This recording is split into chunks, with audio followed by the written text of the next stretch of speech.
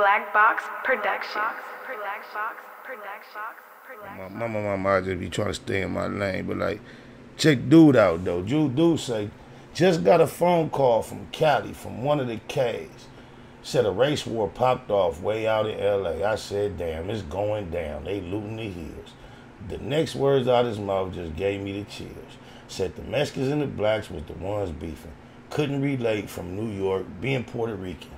We got them killing us off and us killing us off. I'm going to have to take this shit from where Pac left off. One speaks Spanish, one speaks English. Neither one is our language to begin with. We need black and brown pride in the sets again. It won't be LA without Mexicans. TRUPAC voice. Wake up, my brothers. Unite and stand together against injustices. We are the same. On my mama, it's one thing to say something that makes sense. And once you start quoting Tupac, the things that you said made sense, sir. And, okay, it makes sense. But first of all, when you disqualify yourself as having the right to speaking on something, you should just go ahead and not speak on it instead of keeping it continue. You the one who said you couldn't relate. Okay, you can't relate, then maybe you should just do your support from a distance, whether you pray or you do the shahats. Maybe that's the way you should input, because you can't pick up where Pac left off by quoting him and tweeting.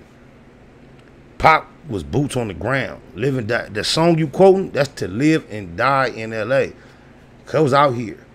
And if you're gonna pick up where he left off, that means you're gonna find yourself confused, because at the time of Pac's demise, he was in conflict with his mission.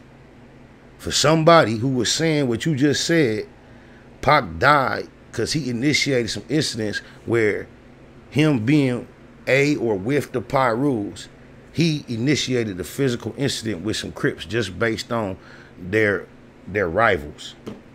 So if that's where you trying to pick up where you left off, you sounding that confused, because like you said, you can't relate. I know you can't relate.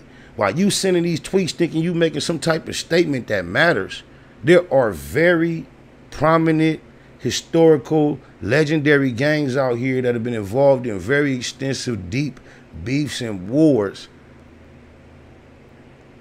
that are laying it all to rest. In the midst of, with this social media, we're seeing other little incidents that go contrary to that, to the general plan. And the biggest news to hear about race relations in LA is that one of the most notorious wars that lasted for decades has just ceased between the blacks and the Mexicans. So if you want to tweet on something about race relations and out here, speak on what's really cracking, because you don't know. The war that is and once was is at the current moment far better than it's ever been. Whatever has happened that you heard about out here, that may be an incident or two or three or maybe even 4 or 5, is in no way in comparison to what we have experienced in racial tension out here. For the most part, we are united. There are things that can get better, but I don't know what you trying to do with making that little tweet like your voice out here matter. Ain't nobody, what you saying ain't affecting nothing out here.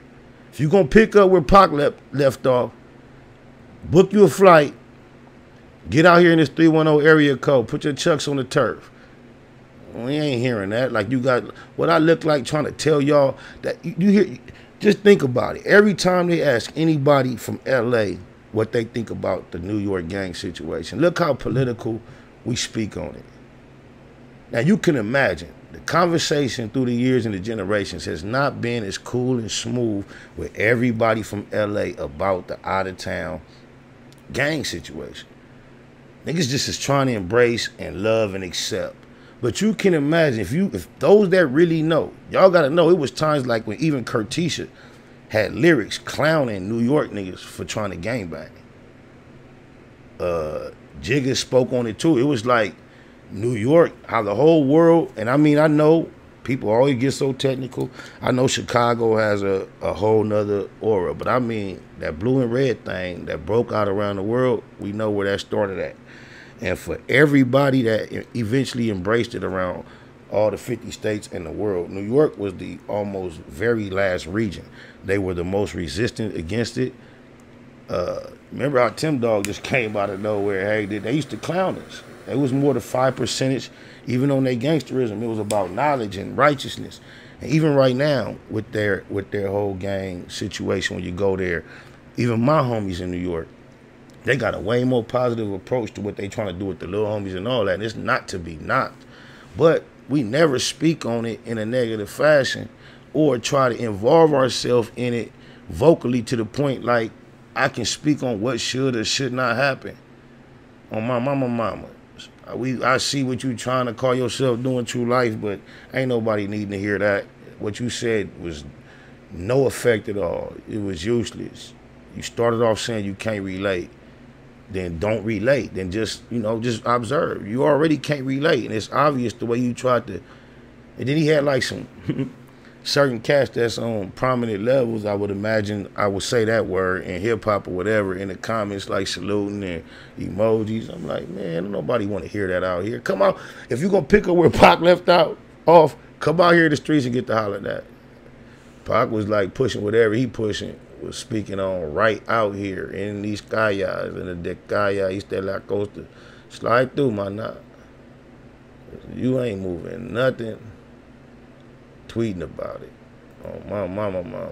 Snakewood Nip Hustle. Big shout out to my nigga SPI, Spotter Low. I'm in the black box, had to come through, tap in, show love one time. Yeah, y'all make sure y'all subscribe.